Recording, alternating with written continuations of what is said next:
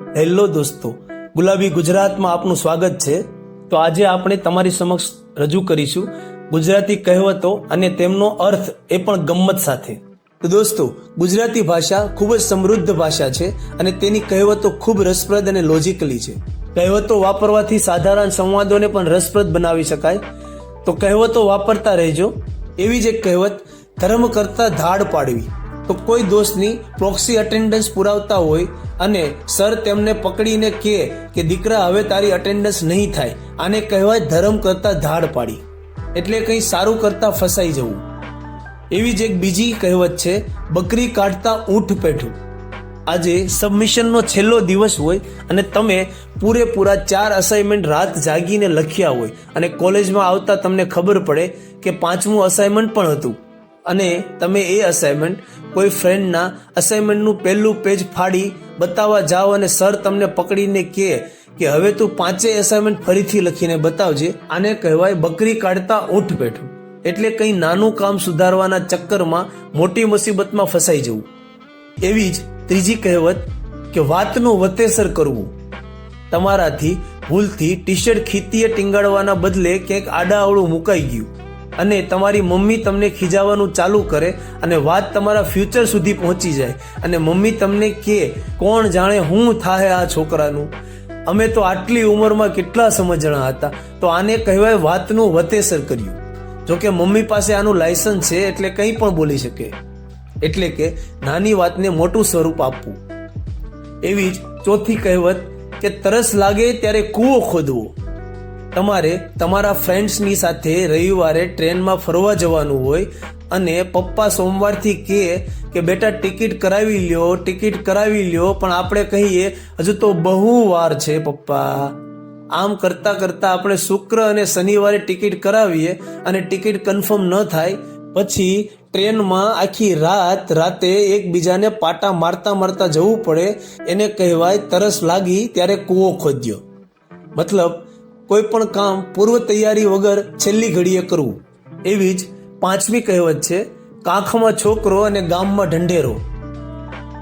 તમારી કોઈ બુક ખોવાઈ ગઈ હોય અને તમે એને ગોતવા તમારી હોસ્ટેલના 3-4 માળ ફંફોળી નાખો, 10-15 રૂપિયાનું બેલેન્સ બગાડીને 5-7 દોસ્તોને ફોન કરો, 2-4 દોસ્તોને વગર વાકે ખખડાવી નાખો, અંતે કંટાળીને જિંદગી પર પારાવાર અફસોસ કરતા હો અને તમારા મનમાં જગ સુના સુના લાગે જેવા ગીતો વાગતા હોય, પછી એ બુક તમારા બેગના પાછળના લેપટોપના ખાનામાંથી મળી આવે, આને કહેવાય કાંખમાં છોકરો અને ગામમાં ઢંઢેરો. જોકે આમ બુક મળવાનો આનંદ અવર્ણનીય હોય છે. એટલે કોઈ વસ્તુ પાસે હોવા છતાં એની ખૂબ શોધખોળ કરવી.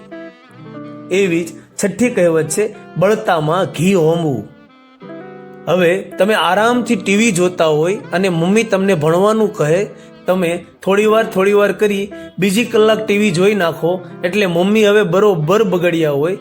એટલામાં તમારો કોઈ ફ્રેન્ડ આવે અને વાતમાં તમને કહે, એટલે આજની ટેસ્ટ બહુ અઘરી હતી કાં, મને 20માંથી 15 જ આવ્યા.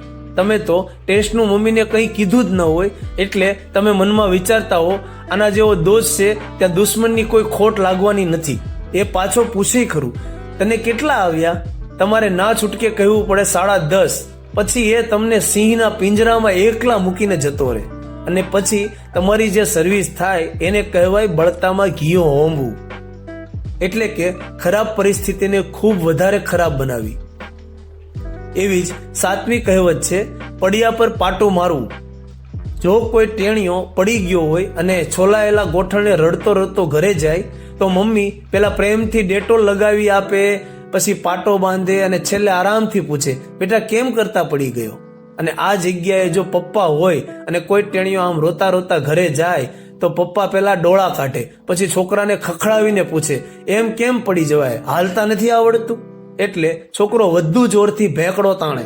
આને કહેવાય પડ્યા પર પાટું મારવું. એટલે કે કોઈ પહેલેથી મુસીબતમાં હોય અને એની સાથે વધુ કડકાઈ રાખવી અથવા ગુસ્સો કરવો. એવી જ રીતે 8મી કહેવત છે, દૂધનો દાજેલો છાશ પણ ફૂંકીને પીવે છે. પોતાની પાસે બાઇક હોય અને કંઈ કામ ધંધો ન હોય, પછી નવરા બેઠા રોડ પરના કૂતરાને હેરાન કરે પછી એકવાર જો કૂતરું પાછળ પડ્યું હોય અને બાઇક લપસે અને ગોઠણ છોલાઈ ગયા હોય, ફાટેલા જીન્સ વધારે ફાટી ગયા હોય, એક બે દાંત પોતપોતાના સ્થાન છોડી આડાઅવળા થઈ ગયા હોય, એમાંય પાછી ઘરે આવીને સર્વિસ થાય. પછી જો સાયકલ લઈને પણ રોડથી નીકળ્યા હોય અને દૂરથી જોવે કે ઓલું કૂતરું તો નથી ને, આને કહેવાય દૂધનો દાજેલો છાશ પણ ફૂંકીને પીવે છે. એટલે કે એકવાર મોટી મુસીબતમાં ફસાયેલ વ્યક્તિ બીજી વખતથી જરૂર કરતા વધારે સાવચેતી રાખે છે. આવી જ 9મી કહેવત છે, ગામ હોય ત્યાં ગાંડા હોય. કોઈ સ્કૂલમાં ઇન્સ્પેક્શન આવ્યું હોય, સર ઇન્સ્પેક્શન કરતા હોય, બધા છોકરાઓ વ્યવસ્થિત હોય, પણ એક તોફાની ટીણીઓ નાકમાં આંગળી નાખી મોજથી રમતો હોય. ક્લાસ ટીચર એને ઈશારો પણ કરે, પણ એ કંઈ ન સમજે અને મોટેથી પૂછે, બોલો ને મેડમ, ઈશારામાં કંઈ ખબર પડતી નથી. અને ઇન્સ્પેક્શન વાળા સર મેડમ સામે લાલ ઘૂમ આંખ કાઢે. મેડમને મનમાં એમ થઈ જાય કે આ ટીણિયાને ભણાવવા કરતા કોઈ બેરા મૂંગાની સ્કૂલમાં ભણાવો સારું. તો આને કહેવાય ગામ હોય ત્યાં ગાંડા હોય. એટલે કે આખા સારા કે હોશિયાર લોકોના ટોળામાં કોઈક તો તોફાની બારકસ મળી જ આવે. તો આવી જ 10મી કહેવત છે, પુરુષાર્થ વિના પ્રારબ્ધ પાંગળું છે.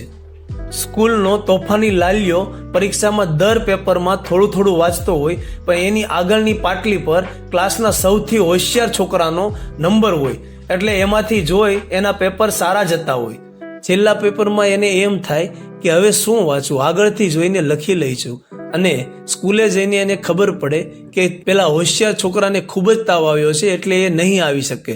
અને લાલ્યો પેપરમાં મરાય એટલા ફાંકા મારી આખો સમય વિચારતો હોય કે આના કરતાં થોડુંક વાંચી લીધું હોત તો સારું હતું. આને કહેવાય પુરુષાર્થ વિના પ્રારબ્ધ પાંગળું છે. એટલે કે મહેનત વગર માત્ર નસીબથી જ કામ ન થાય.